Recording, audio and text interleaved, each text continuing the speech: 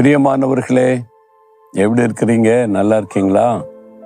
ஆண்டவர் இயேசு கிறிஸ்து உங்க மேல ரொம்ப கவனமா இருக்கிறாரு. என் பிள்ளைங்க எப்பவும் சந்தோஷமா இருக்கணும், ஒரு சின்ன காரியம் கூட டிஸ்டர்ப் பண்ணக்கூடாது, அவனை உடனே உற்சாகப்படுத்தணும் அப்படின்றதுல ரொம்ப கவனமா இருக்கிறார். ஏசாயா 58:11 நீ நீர்ப்பாய்ச்சலான தோட்டத்தை போலவும் வற்றாத நீரூற்றை போலவும் இருப்பாய். செழிப்பு இல்லை, அப்படியே வதங்கி கொண்டிருக்கிறேன், ஆனா நீங்க வாக்கு கொடுக்குறீங்க, செழிப்பான தோட்டமா மாற்றுவேன்னு. அந்த ஆசீர்வாதத்தை தாங்க, நான் விசுவாசிக்கிறேன்னு சொல்றீங்களா?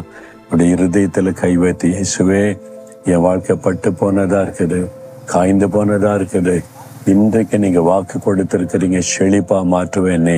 ஆண்டவரே, இன்றைக்கு என் வாழ்க்கையில் அற்புதம் நடக்கட்டும்.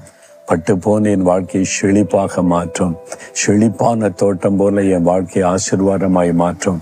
நான் விசுவாசிக்கிறேன், அந்த ஆசீர்வாதத்தை எதிர்பார்க்கிறேன்.